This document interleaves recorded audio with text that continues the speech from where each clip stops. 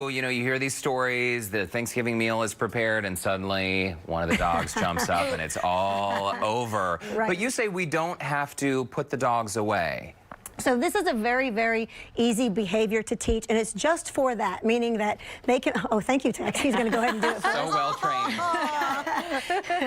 Meaning that the dogs can be a part of the family without having to be banished, Yeah. right? So as you know, I talk about all the time, our whole philosophy is, if you're doing something I don't want you to do, I'm going to teach you something that I want you to do. Redirect their That's right. attention. So this is a boundary. This is called a place bed. So actually what we're going to teach is teaching them how to stay on a place. Hey, Tex.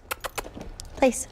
Good boy. Good boy. So we're going to teach him. You're not using stay. You're using place. That's right. Now, Tex does know stay. Now, what we do typically teach, though, is that place means place until I tell you otherwise. So the stay is implied. Gotcha. But stay, Tex does know stay. Wells, when we work with Wells, he is just going to use the word place. Now, the important thing is to tell them when the job starts, which is when we say place, and then when the job is over, which we say free. Free means your job is over, you don't have to work anymore. Okay.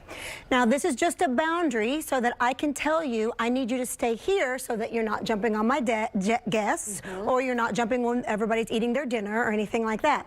Good boy, buddy. So it's just a very easy boundary to teach. Is food always, sorry to jump in, but No. does it always involve food or a treat during this training process? So the training process, yes. So once they get fluent in behaviors, we start to wean off of food. Now, if we're going to have big giant distractions like a Thanksgiving dinner, I'd probably add treats again. But what I'm going to do is just treat intermittently. Okay. Right? It's not just when they're learning something new, treats all the time. Okay. When they get good at it and they're more advanced, you don't have to treat all the time. Tex, come on. So I've got a brand new puppy. Yes. I mean, we need all the help that we can get with them. Yes, I heard. Stay so.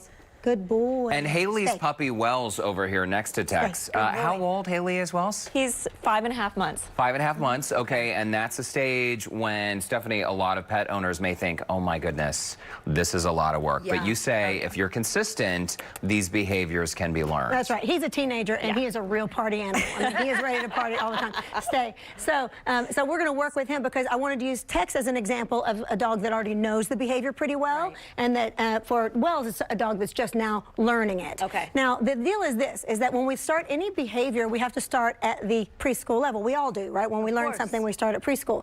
We can take it all the way up to college, depending on how hard we want to work. Now, in 2 days, probably we're not going to teach an advanced level. However, so in your house, by yourself, doing a place bed, good boy. Do you see how hard he's trying so hard to stay on his plate? So I'm going to reward him because he's thinking about it, but he's not doing it. So I'm going to say, yes, that's a good boy, because he's not doing it, even though he's thinking about it. Okay. So I can take him all the way up to college, but so you have to think about this. So in your house, when you're practicing and you're learning and there's nobody around, that's preschool. When you're at your Thanksgiving dinner and there's guests and all that, that's college. You can't skip grades. You got to go all the way, right? So that's the big deal, is to make sure you don't skip grades and expect too much too soon.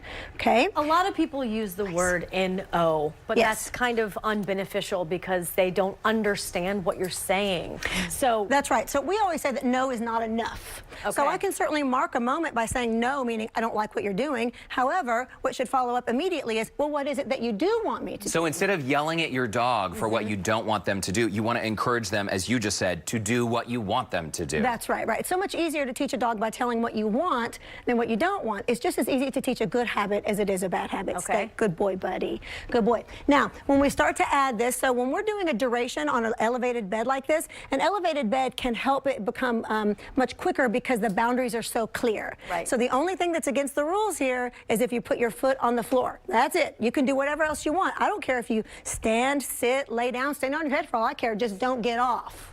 Okay. That's a boundary, which makes it a little bit easier because he doesn't have to keep a very relaxed down. So when somebody comes to the door, they may go, oh my God, so excited to see you. Oh my God, so excited. But just keeping your boundary. Right. Just keeping your boundary. And those distractions, that's tough. You say there are 3 Ds we need to focus on when keeping a dog in their place. That's right. So in any stay situation, we have 3 Ds. We have distance, duration, and distraction. So those are the things we add as we start to build up preschool all the way up to college. So we've got some distraction going on here. This is a big distraction for Tex because Wells is a big distraction. Yeah. That's big. Stay, Tex. Good boy. Good boy. Oh, Yay, wow. good boy. I'm treating him for success, right? Right. Okay. So I give him teeny tiny treats every time we have a success. When I ask him, I reminded him, right? So easily, if he thought about it, I could say, no. but no, he didn't do anything wrong yet, right? He just thought about it. So thinking about it's not against the rules. So he thought about it. So what I did is I reminded him and I said, stay. And he went, oh, right, good. And then I rewarded him for doing that. Okay.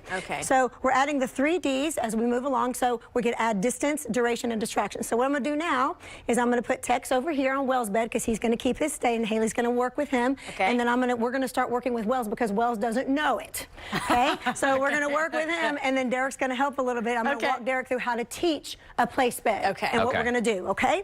All right, Tex. Good boy. And we're going to have to accelerate this training program because I know with TV time constraints. That's right. I'll do my best. Okay, so as Haley mentioned then, Wells is a puppy just 4 months old and still being introduced to this idea of staying in place. Kind of with no background information. That's right. Yeah. I will model for you very quickly, okay? Just so that I'm going to show you what to do. Good boy. He's offering me a sit. So I'm going to use the word place because that's what it is. Place means 4 feet on the bed. That's what it means. That's all it means. It's 4 feet on the bed. Well, and when he gets on there, I'm going to mark it yes. Yes. Feedback has to be immediately. Good boy. Immediate feedback. Constant feedback. Did he already know Good boy. sit? Yes, he knows sit. But again, he doesn't have to sit. Place. So now I'm going to start adding a little bit of distraction and So when he gets off, foot touches the floor, I say means try again. Place. Good boy. Good boy. Now he's just using the word place. I'm going to start moving. Place, that's distraction. Good boy. Place. Yes, that's a good boy. I keep telling him when he's doing it right. Yes, good boy. 4 feet on the bed. I mark it. Yes, when 4 feet get on the bed. What a good boy. So I set a goal for myself, a little circle. He succeeded. So I'm going to give him a tiny treat for it. Okay? Now I'm going to say free. Free. Good boy. All right. Your turn. There we go. So the 3 Ds, distraction, distance, duration. We're going to try this on our Houston Life Facebook page because I have a feeling it's going to take me longer than 30 seconds to do what you just did. But also online at HoustonLife.tv, we have a link where you can connect with Stephanie Bennett. Haley, thank you so much. Good luck with little Wells. And Tex, great job, buddy. Yeah. Thanks, guys. Coming up next, how you